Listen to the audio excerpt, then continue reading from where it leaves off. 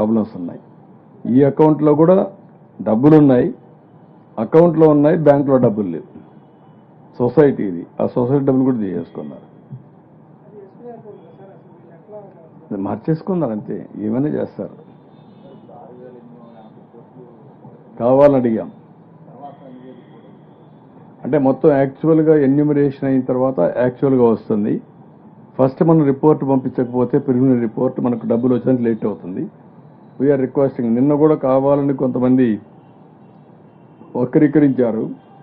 Government of India finance commission ప్రకారం 75-25% ఏ రాష్ట్రానికి ఎంత ఇవ్వాలో డిసైడ్ చేస్తారు. ఆ డబ్బులు రొటీన్గా వస్తుంది.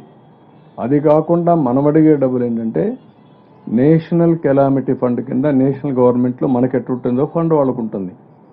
దాన్ని నేషనల్ కెలామిటీ డిక్లేర్ చేసి ఒక నామ్స్ ఉంటాయి, లేకపోతే ఇంకొక నామ్స్ ఉంటాయి.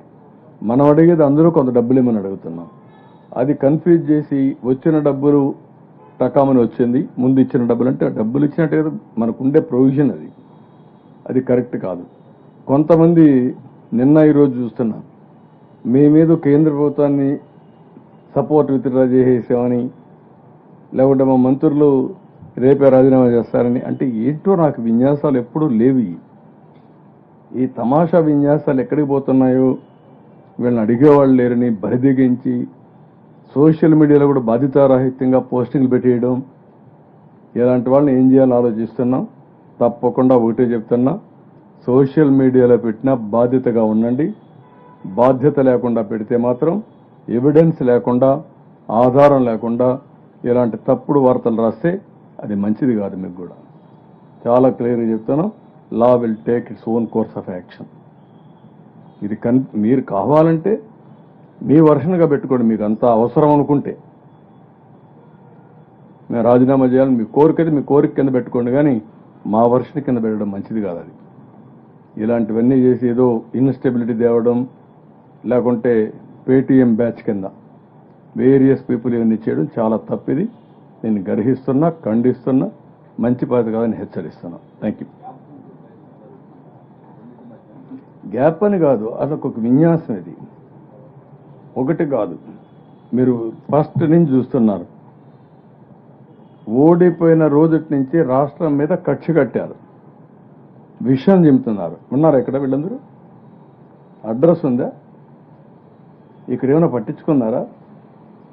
పేపర్లో చూడండి, మళ్ళీ నిద్రలేస్తే ఆ టీవీ, ఆ పేపర్, ఇదే బతుకు.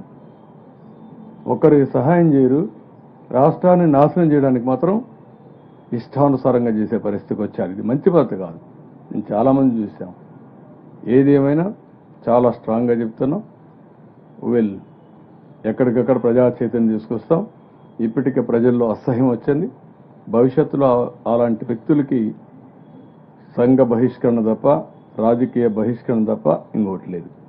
నేను అందుకే చెప్పాను, ఈ రాష్ట్రంలో ఒక భూతం ఉంది, ఆ భూతాన్ని పూర్తిగా కాంక్రీట్ చేసి భూమిలో పాతేస్తే తప్ప రాజకీయంగా మనకు భవిష్యత్తు లేదని. అదే జరుగుతూ ఉంది. ఓకే,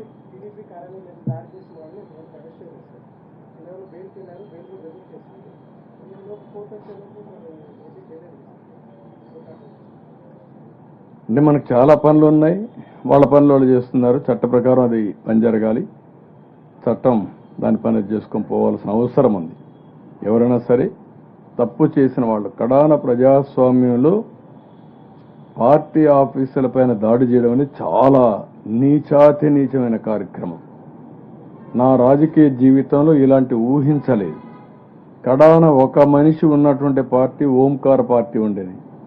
ఓంకార్ పార్టీని కూడా అటాక్ చేయాలంటే 100 సార్లు ఆలోచించేవాళ్ళు. అది పబ్లిక్ సెంటిమెంట్. ఇది అలాంటి ఒక ఇన్నేండ్ల అపోజిషన్ పార్టీ, ఇప్పుడు ప్రస్తుతం రూలింగ్ పార్టీ, రాష్ట్రంలోని ఎక్కువ సమయం అధికారంలో ఉన్న పార్టీ, ఆ పార్టీ ఆఫీస్ పైన దాడి చేసి తిరిగి ఆఫీస్ మీదనే కేసులు పెట్టడం. You can imagine all these things. ఇంకా దాన్ని జస్టిఫై చేయడం, ఇంకా బెదిరించడం, ఇది మంచిది కాదు.